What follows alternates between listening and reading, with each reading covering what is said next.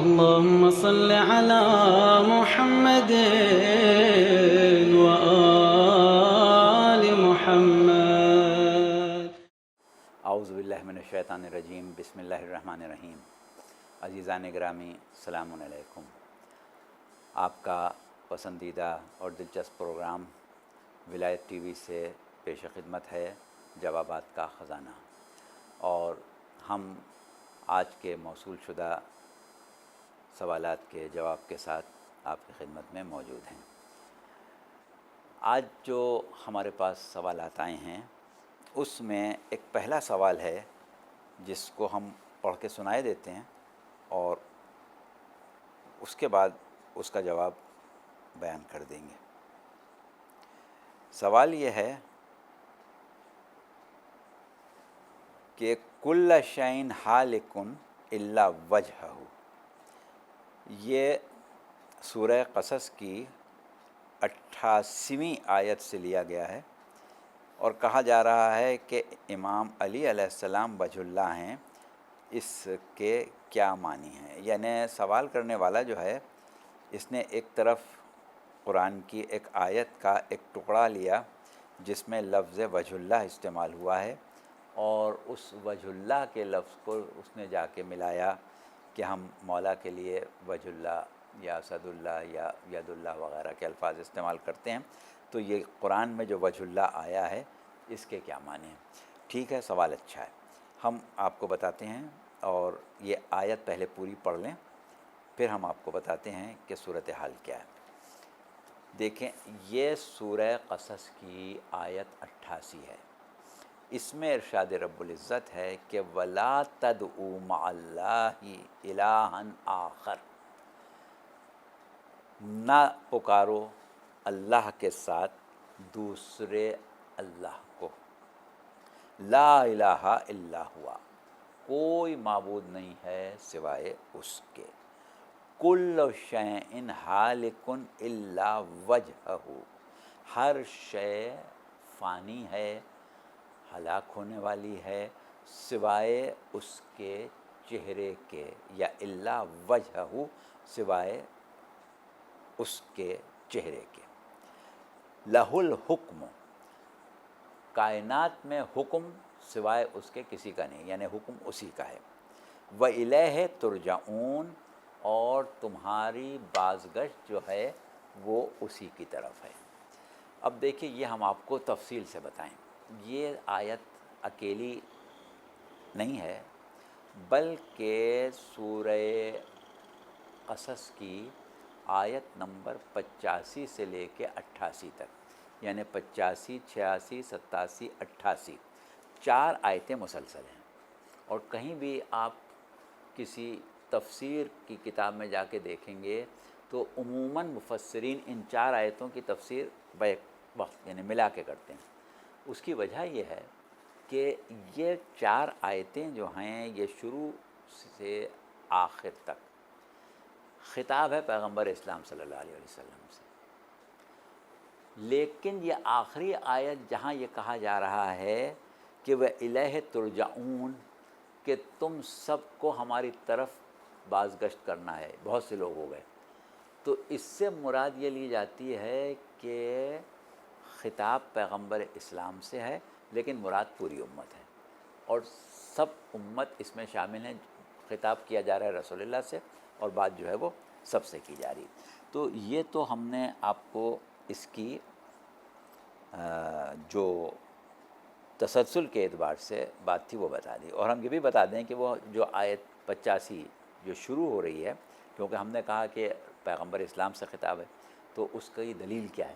اس کی دلیل یہ ہے کہ ان الذی فرض علیک القرآن سے یہ آیت شروع ہو رہی ہے۔ بے شک ہم نے آپ پر قرآن فرض کیا، یعنی قرآن کی تعلیم فرض کی، یا قرآن کا ادراک وحی فرض کیا، جو بھی مطلب اس کا لے لیں، لیکن یہ رسول اللہ سے کیا گیا ہے، امت کو پتہ نہیں قرآن نازل کیا گیا، لہٰذا یہ رسول اللہ سے مراد ہے۔ اور الہ ترجعون سے یہ مطلب لیا گیا ہے کہ ساری امت بعد میں اس میں شامل ہو گئی۔ اچھا، اب دیکھیے کہ اس میں وجہ اللہ کا لفظ جو استعمال ہوا ہے یہ سورہ رحمان کی 26ویں 27ویں آیت میں بھی استعمال ہوا ہے، وہاں کیا کہا گیا ہے کہ کل من علیہ فان ویبقی وجہ ربک ذو الجلال والاکرام، ہر شے فانی ہے مگر تیرے رب کا چہرہ جو فانی نہیں ہے۔ اچھا، یہاں پر جو آیت ہے اس میں کیا کیا باتیں کہی جا رہی ہیں؟ پہلے کہا گیا کہ ولا یدعو مع اللہ الہا آخر، کبھی بھی اللہ کے ساتھ کسی اور کو اللہ سمجھ کے نہ پکارنا۔ تو گفتگو کا موضوع کیا ہے؟ اللہ، ذات خداوند۔ پھر اس کے بعد کیا کہا؟ لا الہ الا ہوا، کوئی الہ نہیں ہے سوائے اس کے۔ موضوع کیا ہوا؟ اللہ کی ذات، کوئی اور تو نہیں آیا اس میں۔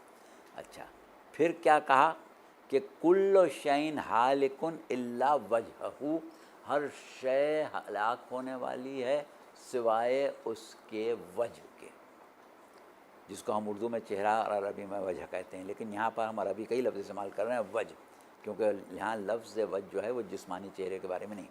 اچھا، اس کے بعد کیا کہا کہ لہ الحکم، حکم اسی کے لیے ہے۔ تو یہاں بھی اللہ کے علاوہ کوئی موضوع نہیں ہے گفتگو کا۔ پھر کہا گیا بھئی الیہ ترجعون، سب کی بازگشت اس کی طرف ہے، یہاں بھی اللہ کے علاوہ کوئی ذات موضوع بحث نہیں ہے۔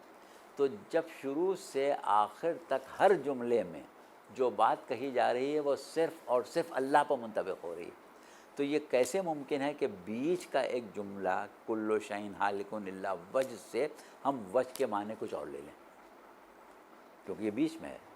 تو اس کا مطلب یہ ہے کہ ہمارے تمام مفسرین نے یہاں پر الا وجہہ سے مراد الا ذات، یعنی سوائے اس کی ذات کے، الا ہوا، جیسے بھی کہا تھا نا کہ لا الہ الا ہوا، تو یہاں پر وجہہ سے بھی مراد ہوا ہے، یعنی اس کی ذات۔ بالکل اسی طرح سورہ رحمان میں بھی کہا گیا کل من علیہ فان ویبقی وجہ ربک ذو الجلال والاکرام، ہر شے فنا ہونے والی ہے لیکن تیرے رب کا چہرہ وہ باقی رہنے والا ہے۔ تو اس کا مطلب بھی کیا ہے یہاں پر کہ پروردگار عالم ایک ایسی ذات ہے کہ جو جسم و جسمانیت سے پاک ہے، اور چہرہ جو ہوتا ہے وہ جسم کا حصہ ہوتا ہے۔ تو جو ذات جسم سے ہی پاک ہے، جو لامحدود ہے، جس کے لیے جسم نقص ہے، تو اس کے لیے جسم کا ساتھ کا چہرہ جیسے ہمارا چہرہ ہوتا ہے، یہ تو مراد ہو ہی نہیں سکتی، یہ تو ایک ویسے بھی عقلاً طے شدہ بات ہے۔ تو اب یہاں پر دونوں جگہ اور اس کے علاوہ بھی قرآن میں جہاں کہیں وجہ اللہ کا لفظ استعمال ہو، عام طور سے اس کے بنیادی اور عمومی معنی اللہ کی ذات ہی ہوتے ہیں۔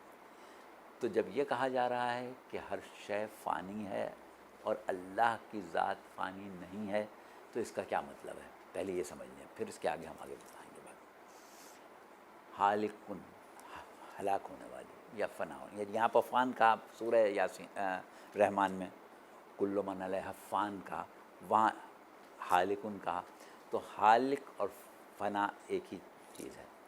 تو اب سوال یہ ہے کہ اس کا کیا مطلب ہے؟ اکثر لوگ اس سے یہ مراد لیتے ہیں کہ ایک دن آئے گا جب ہر شے فنا ہو جائے گی سوائے اللہ کے، کہ وہ فنا نہیں ہوگا۔ یہ ایک مطلب اپنی جگہ لیا جاتا ہے، لیکن یہ صحیح معنوں میں اس کے اوپر منطبق نہیں ہوگا۔ اس کی وجہ یہ ہے کہ ہم اس بات کے قائل ہیں ہی نہیں کہ ہماری زندگی ختم ہو جائے گی، ہم تو آخرت کی زندگی کے قائل ہیں۔ جنت بھی ہے، دوزخ بھی ہے، حساب کتاب بھی ہے، اعمال کا جواب بھی دینا ہے، اور پروردگار عالم کی لقائے رب کی منزل پر بھی جانا ہے۔ تو جب یہ سب کچھ کرنا ہے تو فنا ہونے کے بعد تو یہ ممکن نہیں ہے۔ لہٰذا یہ معنی لینا، اگر ہم یہ معنی لیں تو پھر فنا کے دو معنی لینا پڑیں گے، ایک فنائے ظاہری اور ایک فنائے حقیقی۔ تو یہاں پر فنائے ظاہری تو مراد لی جا سکتی ہے، کیونکہ لوگ مر جائیں گے سور پھونکے جانے کے بعد، پھر دوبارہ جب سور پھونکا جائے گا پھر زندہ ہوں گے، تو اس معنوں میں آپ لے لیں تو لے لیں، کوئی حرج نہیں۔ لیکن ہمارے مفسرین جو یہاں پر تفسیر کرتے ہیں وہ یہ کہتے ہیں کہ یہ کسی واقعے کی طرف اشارہ نہیں ہے، بلکہ یہ صفت کی طرف اشارہ ہے۔ یعنی ہر شے جو ہے وہ مائل بفنا ہے. کوئی شے ایسی نہیں ہے جس میں بے نفس ہی بقا کا ملکہ ہو. کوئی اپنے آپ کو خود باقی نہیں رکھ سکتا. ہر شے اس وقت تک باقی ہے جب تک اللہ کا ارادہ اس کے باقی رکھنے کا ہے. تو اللہ کا ارادہ، اللہ کا امر، اللہ کی قیومی وہ ہے جو ہر شے کو باقی رکھے ہوئے. اگر ایک لمحے کے لیے بھی پروردگار عالم اس کی بقا کے ارادے کو منقطع کر دے تو وہ فنا ہو جائے گا. یعنی ہر شے بے نفس ہی فانی ہے. بقا اس لیے ہے کہ اللہ باقی رکھے ہوئے. اور اللہ کی ایک ذات ہے کہ جس کو ہم کہتے ہیں کہ وہ قائم بذات ہے، بے نفس ہی قائم ہے. اس کو محتاجی نہیں کہ کوئی اس کو قائم رکھے. تو اللہ قیوم ہے، قائم رکھنے والا ہے اور قائم بذات ہے. تو اس اعتبار سے سوائے ذات باری تعالیٰ کے کوئی اور ذات ایسی ہے ہی نہیں جو اس زمرے میں آئے کہ جسے ہم بے نفس ہی قائم بذات کہیں. تو یہاں پر یہ کہا جا رہا ہے کہ اللہ کی ذات جو ہے وہ قائم بذات ہے. وہ اپنی ذات سے، اپنے نفس سے، اپنے وجود سے قائم ہے. اس کو کسی کے قائم رکھنے کی ضرورت نہیں ہے. لیکن باقی اس کے علاوہ جو کچھ بھی ہے، اس کے علاوہ جو کچھ بھی ہے وہ ارادہ الہی سے قائم ہے، ورنہ خود مائل بفنا ہے. اس کا مطلب یہ ہوا کہ باقی چیزوں کی صفت فنا ہے اور اللہ کی صفت بقا ہے. تو اس اعتبار سے یہ کہا جا رہا ہے کہ ہر شے فنا ہونے والی ہے، ہلاک ہونے والی ہے، اور اللہ باقی رہنے والا ہے. تو یہاں پر لفظ وجہ جو استعمال ہوا ہے وہ اس کی ذات کے لیے استعمال ہوا ہے، کیونکہ وہ ویسے بھی جسم رکھنے والا نہیں ہے، چہرہ رکھنے والا نہیں ہے. اچھا، یہ تو ہو گئی ایک بات. اب جو آپ نے سوال کا دوسرا حصہ اٹھایا کہ مولا علی وجہ اللہ ہیں، تو وہ بات ایک الگ مسئلہ ہے. وہ مسئلہ یہ ہے کہ جب ہم آیت کی بنیادی طور پر تفسیر کرتے ہیں تو ہم وجہ اللہ سے مراد ذات خداوندی لیتے ہیں. لیکن جب ہم اس کو پھیلاتے ہیں تو وجہ اللہ سے مراد ہر وہ شے لیتے ہیں کہ جو خالصتاً اللہ سے منسوب ہے. جیسے دین حقہ، یہ کون لایا، کس نے ایجاد کیا؟ اللہ نے. تو اگر ہم یہ کہیں کہ ہر شے فنا ہو سکتی ہے لیکن وجہ اللہ فنا نہیں ہے، اس کا مطلب یہ کہ اللہ کا دین فنا ہونے والا نہیں. یا ہم کہیں ہر شے فنا ہونے والی ہے، اللہ کی شریعت فنا ہونے والی نہیں ہے، تو ہم وہاں پر شریعت کے لیے لفظ وجہ اللہ استعمال کر لیں گے. ہر شے فنا ہونے والی ہے، اللہ کی حجتیں فنا ہونے والی نہیں ہیں، کیونکہ وہ من جانب اللہ ہیں. یعنی ہر وہ شے جو منسوب ہو جائے اللہ کی طرف وہ فنا ہونے والی نہیں. تو جب ہر وہ شے جو اللہ کی طرف منسوب ہو جائے وہ فنا ہونے والی نہیں ہے، تو ہم اللہ کے اولیاء اور اوصیاء جو کہ اس کے خلیفۃ اللہ فی الارض ہیں، حجت اللہ فی الارض ہیں، ان کو بھی اس زمرے میں لیتے ہیں کہ جو اللہ سے اتنا متعلق ہو گئے، اتنا گہرا تعلق ان کا اللہ سے ہو گیا کہ جس طرح اللہ کی ذات جو ہے وہ مائل ببقا ہے، اس طرح اللہ کے قرب کی وجہ سے وہ باقی ہیں. تو وہ جو ہے وہ نسبتی ہے، یعنی اللہ باقی رہنے والا ہے. اس لیے جو شے اللہ سے منسلک ہو جائے اس معنوں میں کہ وہ اللہ کا ایک خاص تعلق یا رشتہ پیدا کر لے، تو وہ بھی باقی رہنے والی ہے. تو اس اعتبار سے ہر وہ شے وجہ اللہ کے زمرے میں اس طرح آ گئی کہ اس کا اللہ سے کوئی خاص تعلق ہے.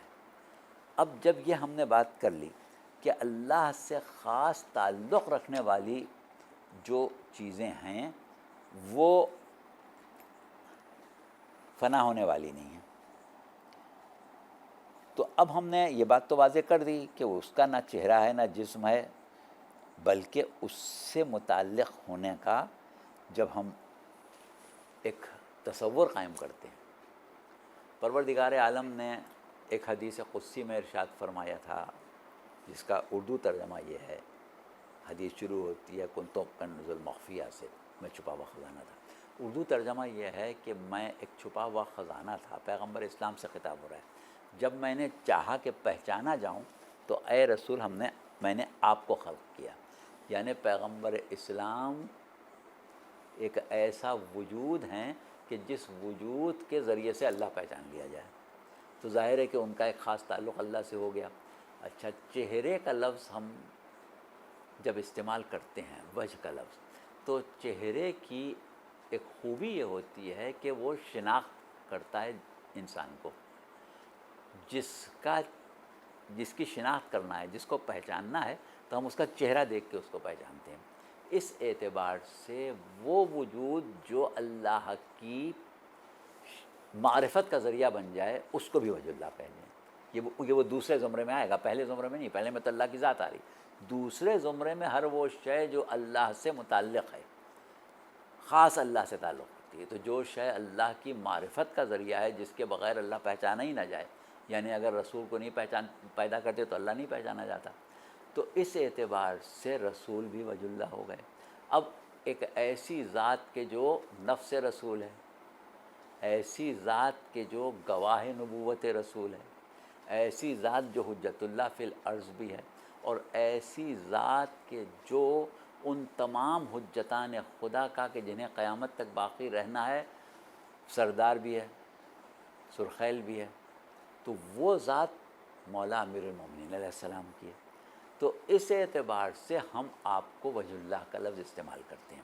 لیکن جب ہم آپ کے لیے وجہ اللہ کہتے ہیں تو قطعاً اس کا مطلب یہ نہیں ہوتا کہ معاذ اللہ اللہ کا کوئی جسم ہے اور کوئی چہرہ ہے اور آپ وہ چہرہ ہیں، بلکہ آپ کا وہ تعلق اللہ سے کہ جو صفت بقا پروردگار عالم میں ہے، وہ صفت بقا ایک مرتبہ اس تعلق کی وجہ سے جاری ہو جائے، آگے بڑھ جائے.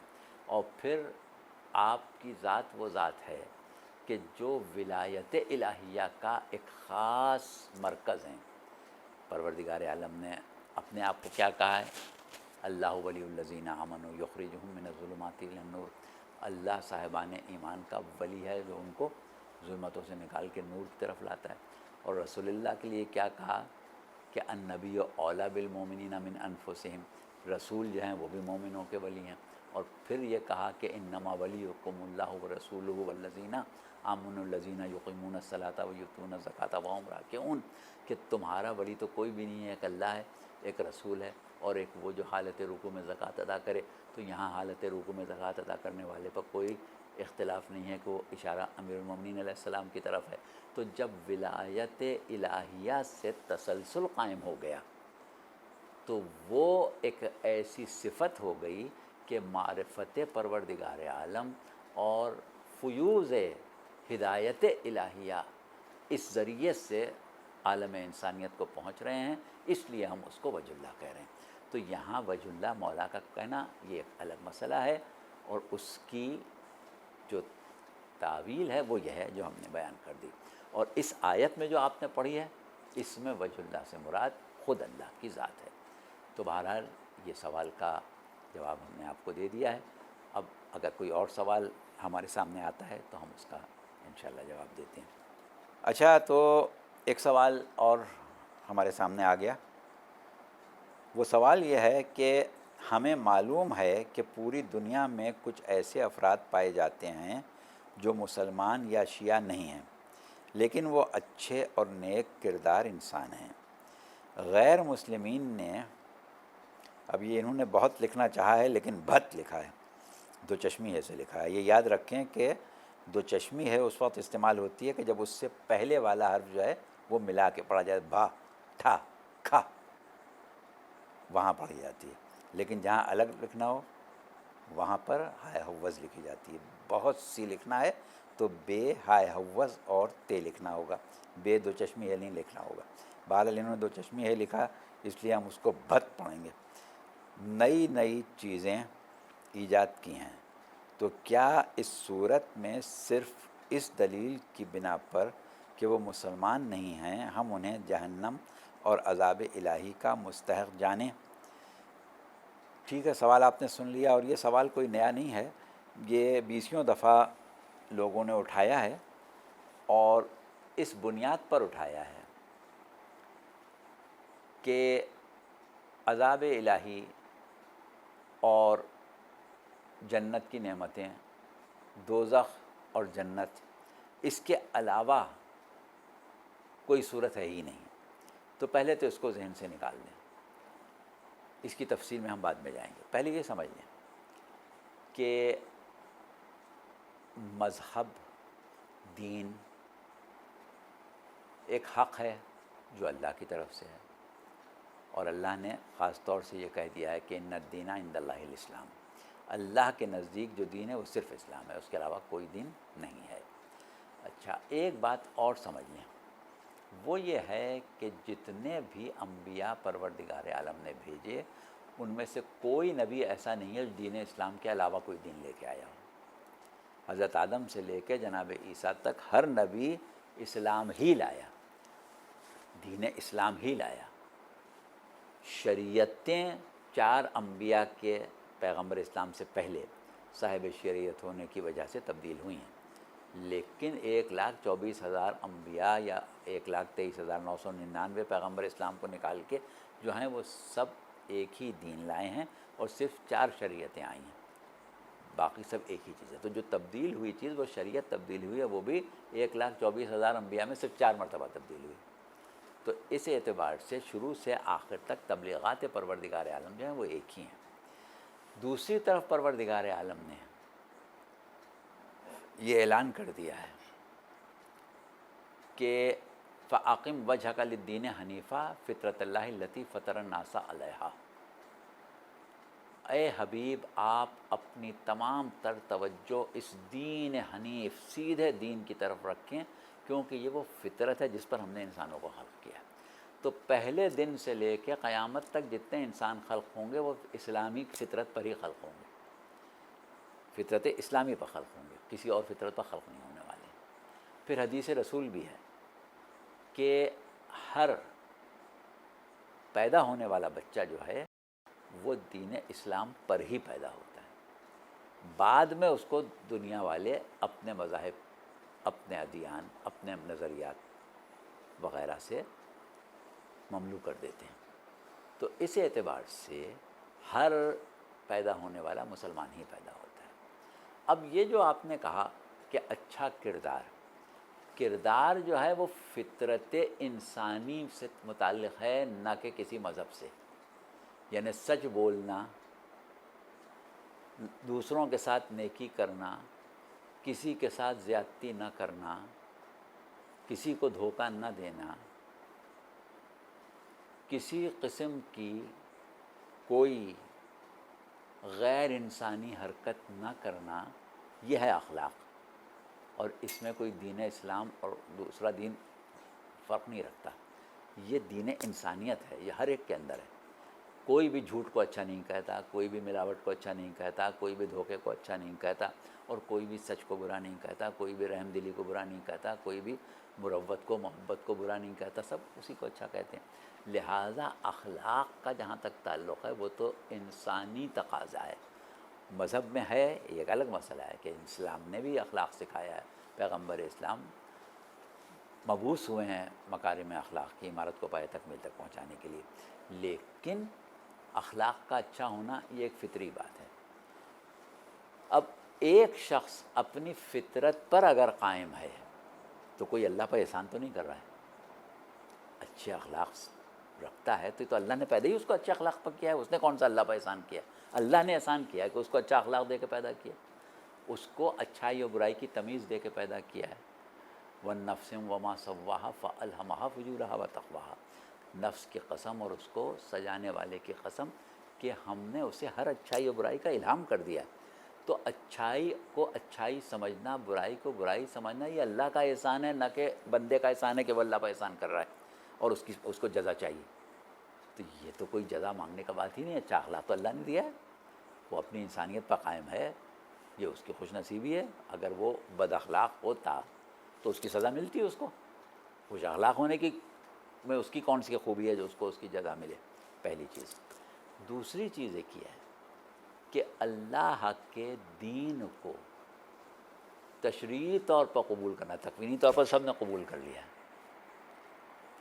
پروردگار عالم نے سورہ آل عمران کی 83ویں آیت میں کہا ہے کہ افا غیر دین اللہ یبغون، کیا یہ لوگ اللہ کے دین کے علاوہ کوئی دین چاہتے ہیں؟ جبکہ یہ وہ دین ہے کہ جو ہر اس شے نے قبول کیا ہے جو زمین و آسمان میں ہے، اور چاہے اس کو مجبوری میں قبول کیا ہو، چاہے خوشی سے قبول کیا۔ تو دین اسلام کے علاوہ اگر کوئی دین ہے تو وہ ظلم ہے، وہ بربریت ہے، وہ بغاوت ہے۔ اصل دین اللہ کا ہی ہے۔ تو اب اگر اللہ نے فطری طور پر اسلام انسان کے نفس میں ودیت کر دیا تھا، اور انبیاء بھی بھیج دیے، کتابیں بھی بھیج دیں، شریعتیں بھی بھیج دیں، اور معجزات بھی بھیج دیے، ایسے افراد بھی بھیج دیے کہ جو اللہ کی طرف سے نمونہ ہے، میزان ہے، اس کے بعد اگر لوگوں نے قبول نہیں کیا ہے اس دین کو، تو یہ ان کی خرابی ہے، اللہ کی طرف سے تو کوئی کمی نہیں رہی۔ اب لوگ یہ کہتے ہیں کہ صاحب وہ تو پیدا ہی ہوا تھا کافر کے گھر، تو اس کو تو کافر ہی ہونا چاہیے تھا، اس کو کیا معلوم کہ اسلام اچھی چیز ہے۔ تو اس کا جواب ہم نے گزشتہ نشست میں دے دیا تھا، جہاں پر سورہ اعراف کی 72ویں آیت پر بات ہوئی تھی کہ اللہ نے ہر وجود میں، ہر انسان کی سرشت میں توحید القاء کر دی ہے، لہذا توحید سے اگر کوئی انکار کرتا ہے تو وہ اپنی فطرت سے انکار کرتا ہے۔ تو اس اعتبار سے اگر ایک شخص دین کو قبول نہیں کرتا ہے تو بہرحال وہ مجرم ہے، وہ اللہ کی نظر میں مجرم ہے۔ اچھا، اب پھر آپ اور بات کو آگے بڑھائیں کہ صاحب وہ کیا کرے، اس کو تو توجہ ہی نہیں تھی کہ وہ تحقیق کرتا، وہ کہاں دیکھنے جاتا، وہ کیا کرتا۔ تو بات یہ ہے کہ انسان ہر شے پر تو تحقیق کرنے کر کھڑا ہوا ہے، ہر چیز کی تو جستجو کرنے کھڑا ہوا ہے، زمین میں کیا ہے، آسمان میں کیا ہے، سمندروں میں کیا ہے، پہاڑوں پر کیا ہے، یہ تو سب تحقیق کر رہا ہے، اور اللہ کا دین کیا ہے یہ تحقیق نہیں کرتا۔ تو یہ تو اس کی غلطی ہے، کوتاہی ہے، اسے کرنا چاہیے۔ جب اللہ نے اس میں جذبہ جستجو دیا تو وہاں کیوں نہیں جاتا؟ یہ بھی اس کی غلطی ہے، اس کو بھی معاف کر دیں۔ اب اللہ نے ایک طریقہ یہ بھی رکھا ہے کہ اگر کوئی شخص ایسا ہے کہ جس کا عذر درست ہے اس معاملے میں کہ ہدایت اس تک نہیں پہنچی، اگر ہدایت پہنچ جاتی تو وہ قبول کر لیتا، تو اس کو اللہ جہنم میں نہیں ڈال دے گا، اس کو عذاب میں مبتلا نہیں کر دے گا، بلکہ دین کو قبول کر کے اس کے نفس میں جو تزکیہ ہوتا، جو اس کے نفس میں کمال پیدا ہوتا، وہ کمال اسے اس قابل بناتا کہ وہ اللہ کی نعمتوں میں، جنتوں میں جا کے رہے۔ وہ نہیں ہو سکا، لیکن اس نے ایسا کام بھی نہیں کیا کہ اس کو دوزخ میں جلایا جائے، لہٰذا دوزخ میں نہیں جلایا جائے گا، اس کو ایسی جگہ پہنچا دیا جائے گا جہاں نہ عذاب جہنم ہوگا نہ نعمات جنت ہوں گی۔ تو یہی اس کے لیے اللہ کا بہت بڑا کرم ہے۔ اور ایک بات اور ہے، ہمیں خیال پڑتا ہے کہ اس قسم کے سوالات آ چکے ہیں اور ہم اس کے جوابات دے چکے ہیں، اب دوبارہ دے دیتے ہیں، کوئی بات نہیں۔ وہ یہ کہ جب قیامت میں سب کا حساب کتاب ہو جائے گا، سب کو ان جگہوں پر پہنچا دیا جائے گا جہاں اللہ نے فیصلہ کیا ہے، تو کوئی ایک فرد بھی ایسا نہیں ہوگا جو کھڑے ہو کے یہ کہہ سکے کہ اللہ نے میرے ساتھ ناانصافی کی۔ کوئی فرق ایسا نہیں ہوگا جو یہ کہہ سکے، سب یہی کہیں گے کہ اللہ نے میرے اوپر بڑا فضل کیا، ورنہ میں اس سے زیادہ بری جگہ جانے کا ہوں۔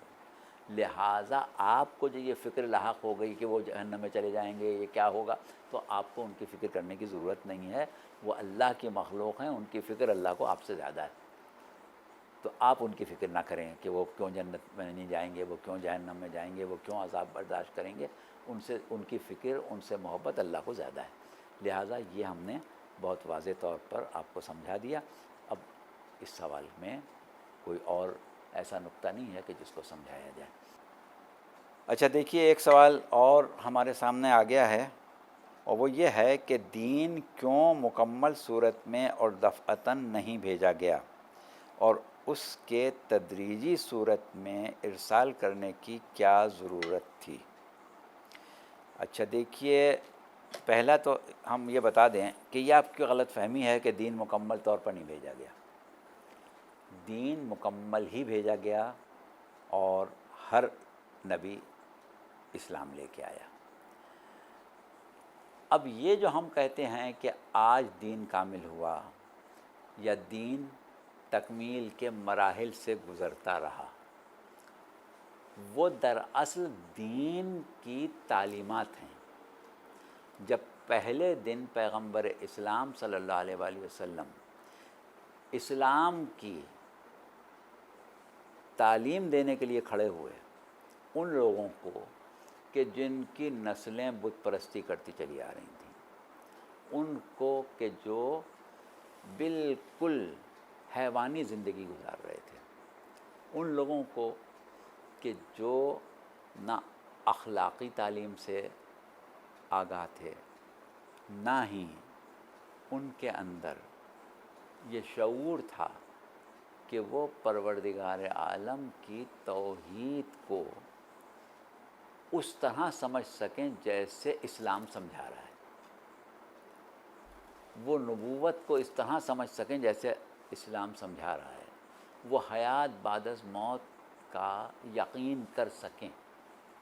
اس لیے پروردگار عالم نے تعلیم کو بتدریج آگے بڑھایا۔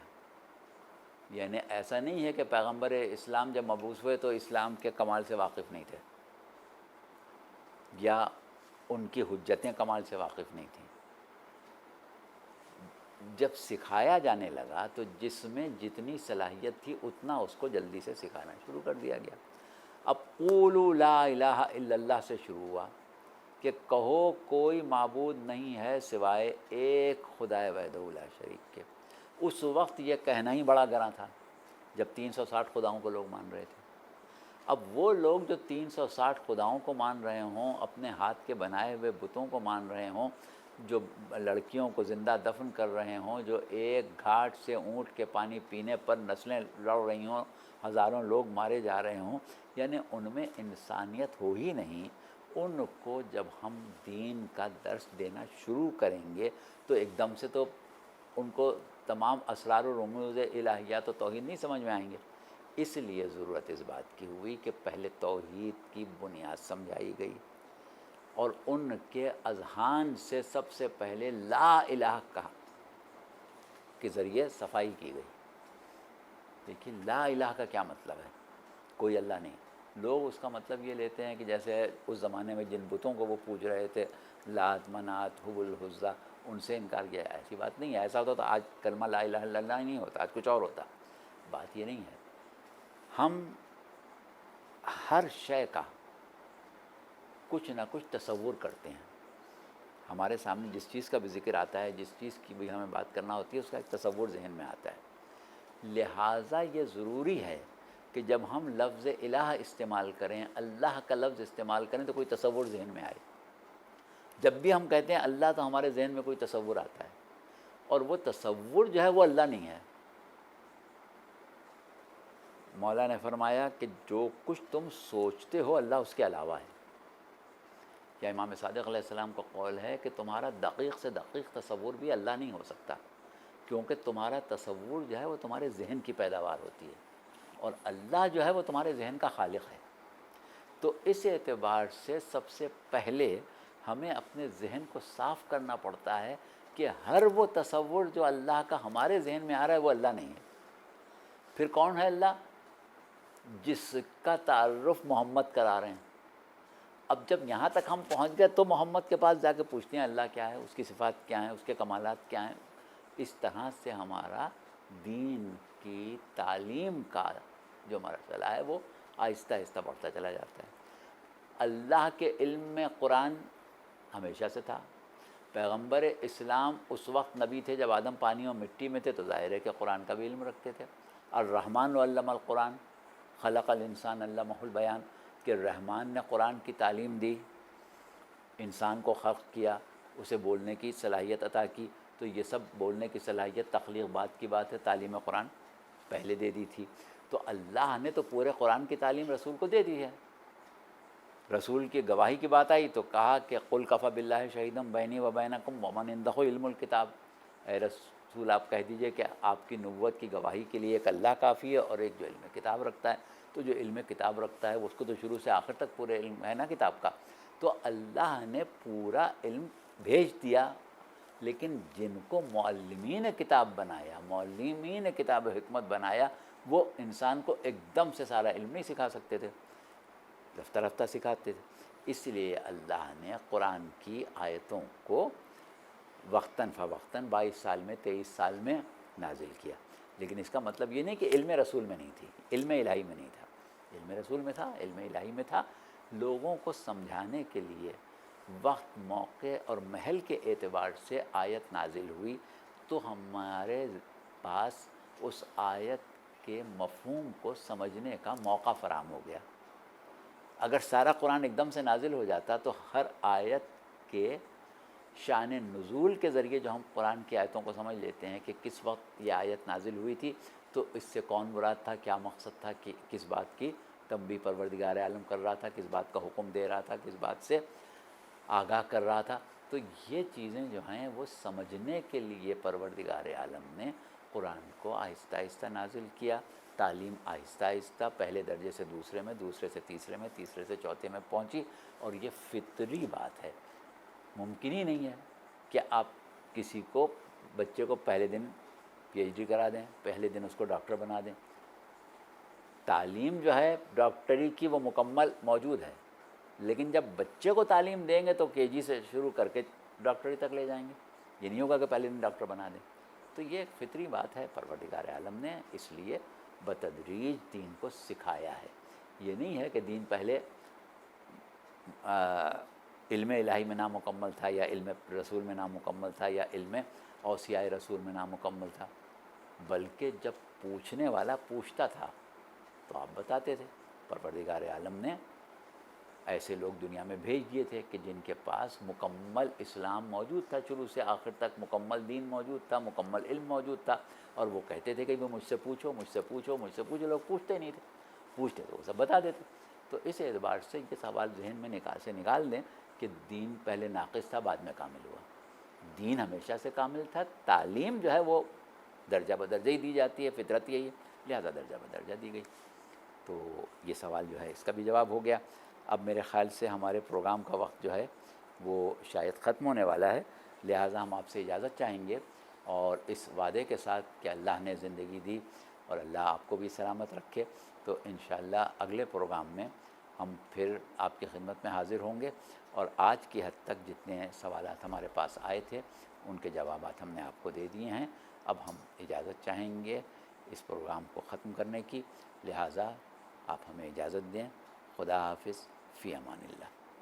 اللهم صل على محمد وآل